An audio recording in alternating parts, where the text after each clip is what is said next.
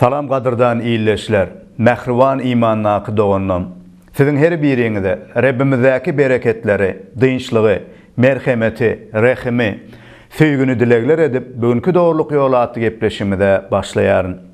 Yaradan Hudaýymyzyň biziň her birimiziň onun dörüden hakikat yolunu düşünüp, iman edip, özü bilen ara gatnaşykda bolmamyzy isleýänligini bize yazgylar arkaly aýan edýär. Biziň doğruluk yolu atı gepleşimiziň maksady hem size Hudaýyň ajaýyp söýgüsini, bereketlerini ve sizin durmuşunuz üçin bolan ajaýyp maksadyny öwretmegimizdir.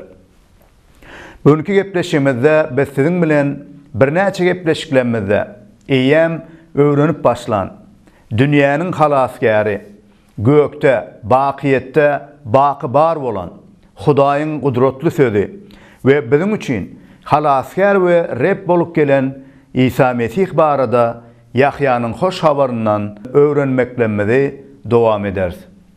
İmanymyzyň merkezi bolan halasgär, gudratly, kämil nur bolan, mukaddes bolan İsa Mesih'i tanamak ve öwrenmek her bir adam üçin gaty wajypdyr.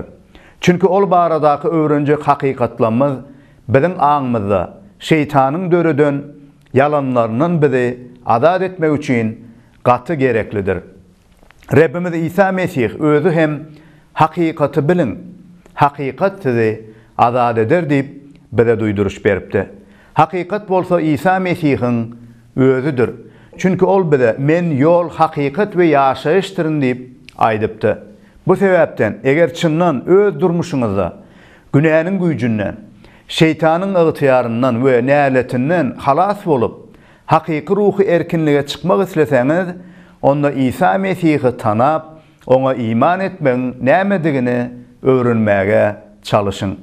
Bu gepleşimiz arkaly siz ol barada ýene-de ajaýyp hakykatlara öwrenip bilersiňiz diýip umyd edýän. Geçen gepleşiklerimizde öwrenenlerimizden iň wajyp bolan İsa Mesih baradaky hakykaty size bu gepleşimizde hem ýatlatmak isleýän. İsa Mesih merhametten we söýgüden doğruluk arkaly bize hem merhamet üstüne merhamet, çäksiz merhamet berdi. Gelin häzir ol barada öwrenmegi dowam edeliň. Gadyrdan iyilleşler, Gurbanlyk bayramyny bilmeýänimiz belki-de aramyzda ýokdur. Bilşimiz ýaly biziň halkymyz arasynda bu bayramçylyk her ýyl bellenip geçilýän bayramçylykdyr. Bu bayramçylygyň adynyň näme üçin Gurbanlyk diýip tutulýandygynyň sebäbini bilýäňizmi? Näme üçin Gurbanlyk diýilýär?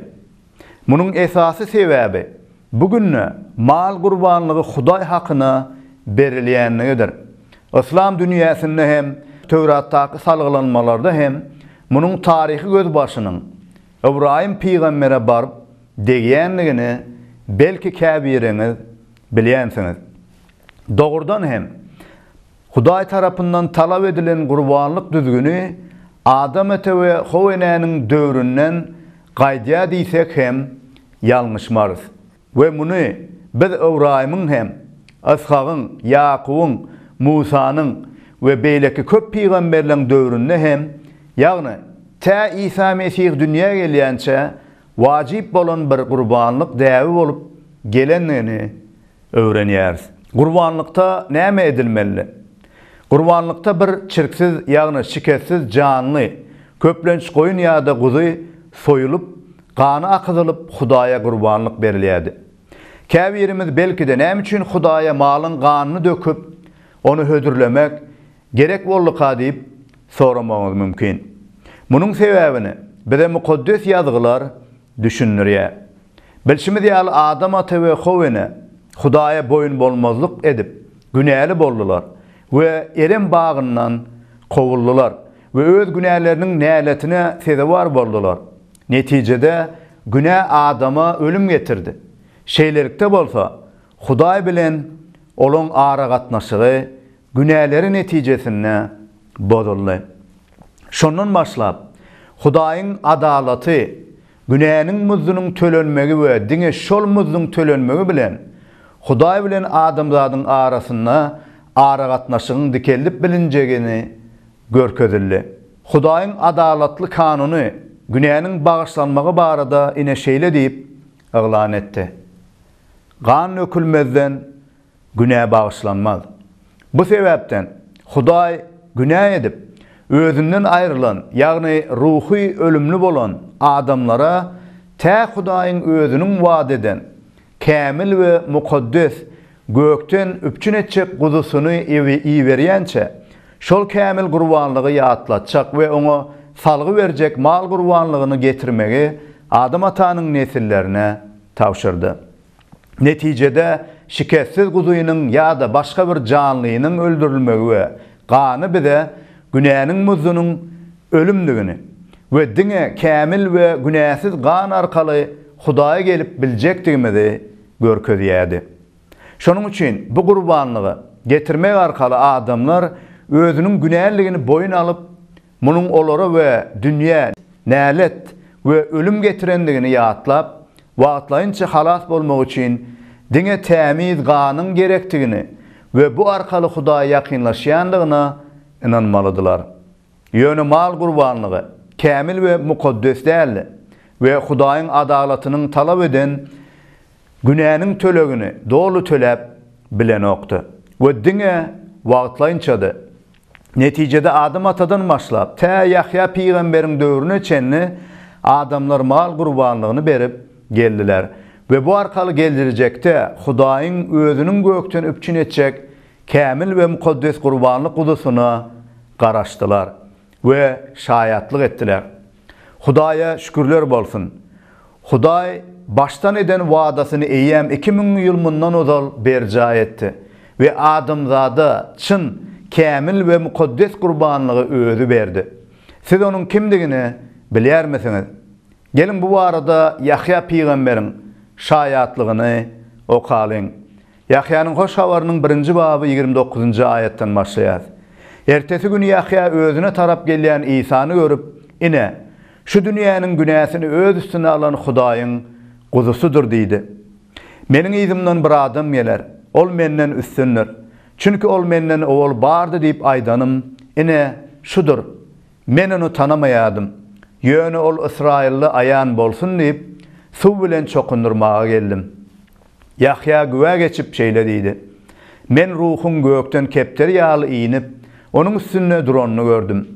Şol wagt men onuň kimdigini tanamaýadym.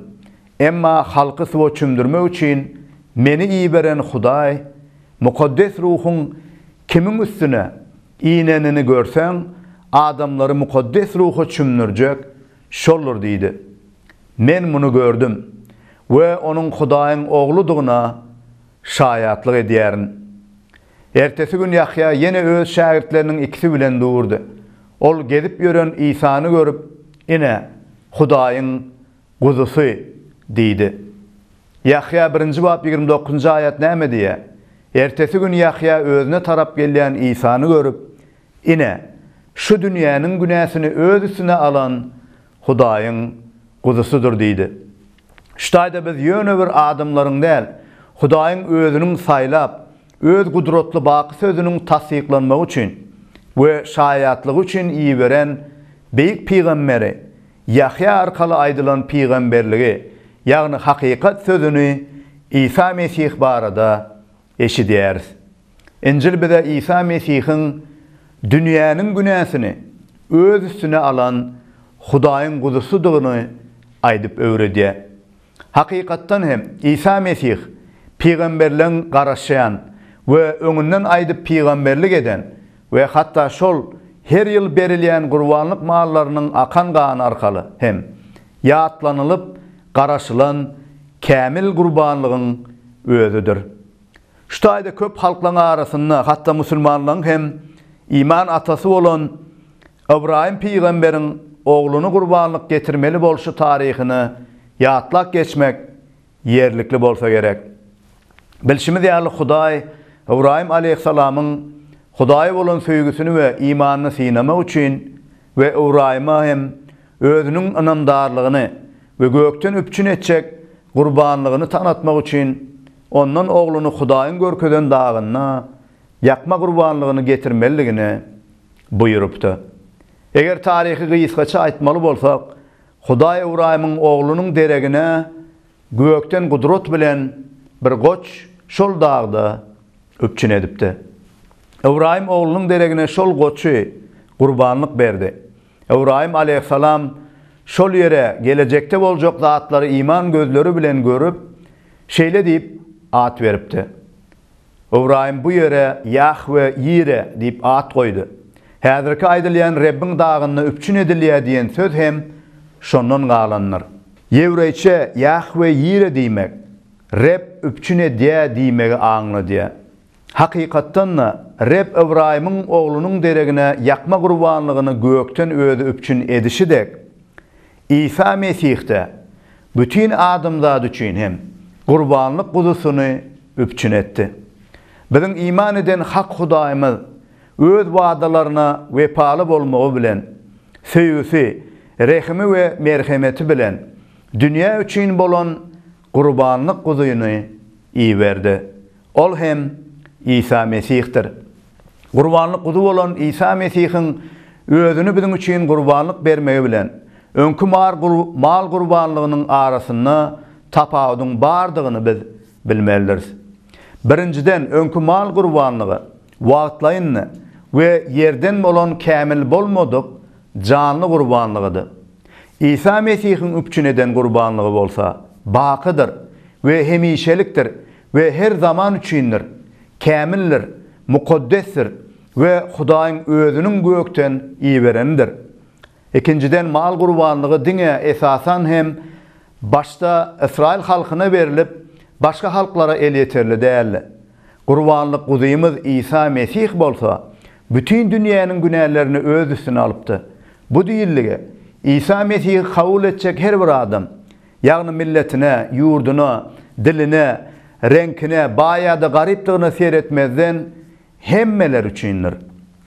Üçüncüden mal gurbanlygy günäniň güýjüni we näletini hemişelik aýyrmaga we yeňişli ýaşamaga ýardam edip bilen okdy. We günäni bize ýatladýady.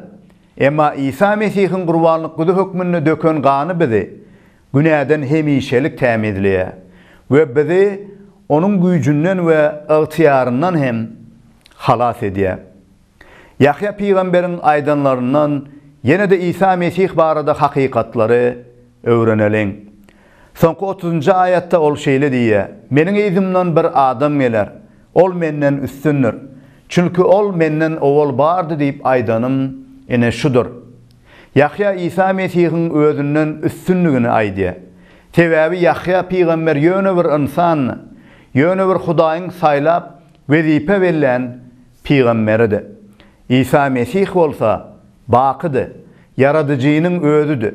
Odol başda hem bar bolan Hudaýyň diri gudratly sözüdir. 31-nji aýatda bolsa Yahya peýgamber adamlary İsa Mesih'e tarap gönükdirmek üçin suw bilen çümdirenligini we ol hakda güwälik edenligini aýdýar. 32-nji aýatda bolsa İsa Mesih barada ýene bir ajaýyp hakykaty bize Yahya aleyhissalam güwälik edýär. Yahya güwä geçip şeýle diýdi: "Men mukaddes ruhun gökden kepteri kimin iýinip onuň üstüne iýnenini gördüm. Şol wagt men onuň kimligini tanamaýadym. Emma halky suwa çümdirmek üçin meni iýberen Hudaý, mukaddes ruhun kimin üstüne iýnenini görseň, adamlary mukaddes ruha çümdirjek şoldur" diýdi. "Men muny gördüm we onuň Hudaýyň ogludygyna şaýatlyk edýärin."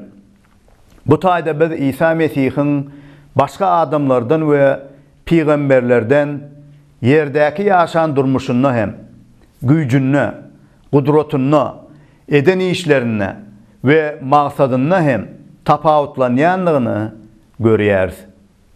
Bilşimiz ýaly Hudaýyň belli bir döwür içinde bir wezipe saýlan peýgamberlerine Hudaýyň mukaddes ruhy wagtlaýynça berilýärdi. İsa Mesih'te bolsa mukaddes ruh onuň üstüne iýinip hemişelik galanlygyny görýäris. İsa Mesih'te mukaddes ruhun hemişe bolanlygy we mukaddes ruh we İsa Mesih'iň birdig üçin bolsa İsa Mesih özüne iman edilen hemmesine hem mukaddes ruhtan doldurjakdygyny ýazgy bize öwredýär. Mukaddes ruh bolsa, biri barın gudratly we baky mukaddes ruhudur. Hudaý, onun mukaddes ruhu we baky gudratly söz bolan İsa Mesih birdir, biri vardır. Olar bir ilahy barlyga eýedirler we baky birlikdedirler. Bu sebäpden Yahya aleyhissalamy we Yahyanyň şägirtlerine we İsa Mesih görünlen baryna Mesihin gökten inik gelen gudratly sözlügini we Hudaý bilen birdigini tasdiklamak üçin bolsa, Hudaýyň mukaddes ruhy kepteri kimin gökten inik gelip İsa Mesihin üstüne indi. Ene şonuň üçin hem diňe İsa Mesih özüne gurbanlyk gudy hökmünde gudratly gökten gelen söz, nur, halaskär, yaradyjy Reb hökmünde iman edenleň baryna şol Hudaýyň mukaddes ruhuny berip, olaryň kalbyny mukaddes ruhtan doldurup bilýär. Şonuň üçin Yahya aleyhissalam adamlary mukaddes ruha çümnürjek olur diýip, İsa Mesihin Hudaý bilen bir bolanlygyna hem güwälik geçdi. Yahya aleyhissalam diňe bulary diýmek däl, hakykatdan bulary öz gözleri bilen görenligini we görenleriniň netijesinde bolsa İsa'nın kimligini bize beyan edýär we bizi inandyrýar. Ol şeýle diýipdi: "Men muny gördüm we onuň Hudaýyň ogludygyna şaýatlyk edýärin." Nähili ajaýyp şaýatlyklar we hakykatlar. Bu hakykatlary bilmek we öwrenmek biz iman edenler üçin gaty wajypdyr. Täwäk biz günä bilen görüşmekden, karşımıza gelen sınavlardan, kıyınçılıklardan ýadayarys. Käwagt yeňilýäs, ejizleýäris. Şeytan bolsa bizi günäniň hökmü bilen we ejizliklerimize bizi günäkärlemek arkaly bizi iýde çekýär we umydymyz bolan halaskärymizden daşlaşdyrýar. Bizi günäli duýgulara gurşap, bizi şol günäniň güýjünden saklamak isleýär. Emma bizim bilmeli hakykatymyz bizim üçin janyny gurban eden we mukaddes ganyny döken gökten gelen gurbanlyk guduýymyz İsa Mesihiň bardygydyr. Onuň bakydygy we getiren gurbanlygynyň hemişelik bir gezekde bizi günäniň näletinden we güýjünden, hökmünden temizlenligidir. Ýazgy näme diýe bu arada? Günälenmezi boyun alsak, sadyk hem adalatly Hudaý günälenmezi bağışlar we bizi her hili yamanlykdan temizler. İsa'nın gany bizi hemme günälerden temizleýändir. Gadyrdan imannaky doganym, eger sen hakykatdan hem özüň bağışlanandygyna ejizläningni we ýene de günä edeningni şüphelenýän bolsaň, onlar Rabbimiz baradaky bugünkü öwredilen hakykatlar bilen aňdaky nädorluklardan saplanansın diýip umyd edýärin we aň temizlenip halaskara bil bağlamalygyny we ýokardaky aýatda aýdylşy ýaly her gezek hem günä edeni towba edip onuň öňüne gelmeligiňi we onuň seni öz gany bilen arasalayandygyna hemişe inanmalydygyny ýatladýaryn. İsa Mesihiň gany bizi hemme günälerden temizleýändir. Munyň üstesine de eger özüňe bil baglamaktan ýadan bolsaň, hakykatdan İsa Mesih'e iman edenleriň mukaddes ruhun güýjünden dolmalygyny ýadyna sal.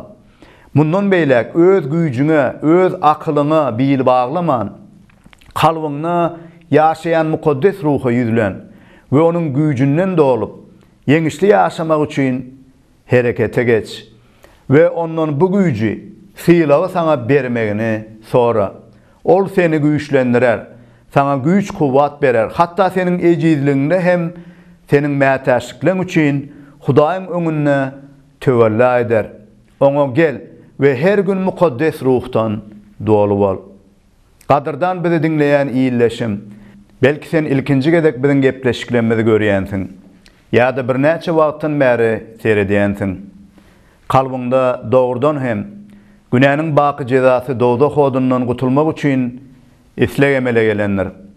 Özüň bolsa bu günäniň jezasyndan, güýjünden, şeytanyň näletinden halas bolup bilmejegiňe düşünüp başlansyň. Nähildir bir adamlar tarapyndan döredilen diniň hem, adam filosofiýasynyň hem, adamyň özüniň etjek gowy işleriniň hem günäniň muzy ýagny tölegini töläp bilmeýändigine düşünensiň. Çünki Hudaýyň adalaty, kämil gurbanlygy we mukaddes gany talap edýär. Muny bolsa biziň üçin biziň hiç birimiz öpçün edip bilemizok. Şol sebäpli hem Hudaý öz rehim şepagatyna, söýgür merhemetine bu gökten iňneriljek kämil we mukaddes gurbanlyk guzusyny özü öpçün etdi. Ol İsa Mesih'tir. Sen özüňi hakykatdan halas etjek halaskär, nur, baky gudratly söz, hakykat we merhemet, seniň hem günäliň muzyny öz üstüne alan gurbanlyk guzy İsa Mesih'e iman etmek isleýärmisin? Eger bu seniň kalbyň islegi bolsa, onda şu wagtyň özüne, oňa kalbyňda ýüzlen we iman getir. Sen oňa şeýle diýip ýüzlenip bilersiň. Rabbim İsa, men özümiň günälligimi boyuna alýan we ahly eden günällenme ökünüp towba edýärin. Seniň gökte odal başda bar bolan Hudaýyň sözü diňe, kalbymy nurlandyrjak yeketek nurduňa, hakykat we merhemet diňe we hatda meni dozokdan halas etmek üçin, günällerimiň tölegi üçin janyny we mukaddes ganyny gaýgyrmadyk gurbanlyk guzu kimin öleniňe we üçüncü günü gudratyňa direleniňe, baky ýaşaýyşyň çeşmesi bolan ýaşaýyşdyňa hem iman edýärin. Meniň kalbyma gel İsa, meniň durmuşymy dolandyr we meni iziň bilen baky mekanyňa alyp bar. Meni hem mukaddes ruhuň bilen doldur. İsa Mesihiň ady bilen. Amin. Gadyrdan iýleşim. Eger bu doga dilegi bilen halaskär İsa Mesih'e ýüzlenen bolsaň, bugün sen hem Hudaýyň balasy bolansyň we onuň cennet mekanyndan orun alansyň we kalbyňda bugünden başlap halaskär Mesih mukaddes ruhu bilen mesken tutanlar we sana ajaýyp baky ýaşaýyşyny berenler. Günäleriň bagyşlanyp Hudaýyň höküm kürsüsiniň öňünde dogry hasaplanansın. Bu ajaýyp gutuluşyň bilen seni çyn kalbymdan gutlaýaryn. Hak Hudaýa iman edenleriň maşgalasyna hoş geldiň diýärin. Bugün biz ruhu doganlar bolanlar, özüňiziň bu ajaýyp çözgüdiňizi biziň bilen hem paýlaşyň. Biz hem siziň üçin göklerde toy tutýan Hudaýyň perişteleri bilen şatlanmak isleýäris. Bu täze imanyňyzda ösmeňiz üçin bolsa, özüňize bu gutuluşy beren İsa Mesih bilen dilek dogada gepleşip durun. Mukaddes ýazgylary okap öwrenip, Hudaýyň hakykatlaryna täzeleniň we özüňiz ýaly İsa Mesih'e halaskär hökmüne iman eden doganlaryňyz bilen hem ara gatnaşykda bolup, ajaýyp gutuluşyňyz barada başgalar bilen hem paýlaşyň. Eger sizde soraglar, teklipler ýa-da maslahatlar bar bolsa, biziň bilen hem habarlaşyp durun. Bu wagt bolsa, Rabbimiziň bereketlerini, mukaddes ruhuň güýjüni, Hudaýyň rehim merhemetiniň siziň üstüňizde her gün bolmagyny dilek edip hoşlaşýaryn. Ýene de teleýaýlymlarda duşuşýança hoş, sag bolun.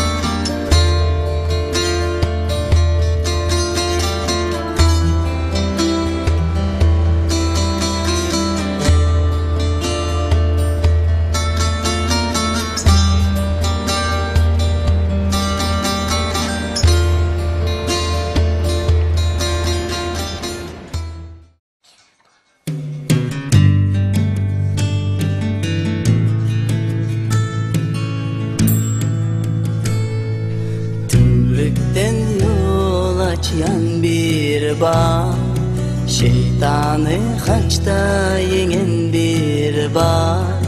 Anha gökte onun sağında, bana pek nur saçyan bir bağ.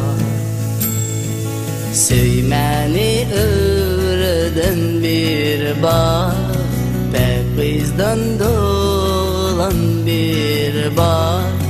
Ehli günahlarımı bağışla, kızgın kucak açan bir bağ. Kızgın kucak açan bir bağ. Elem sırrın bilen bir bağ. Sevgi bilen bakan bir bağ. Ganimet üçün akan bir bağ.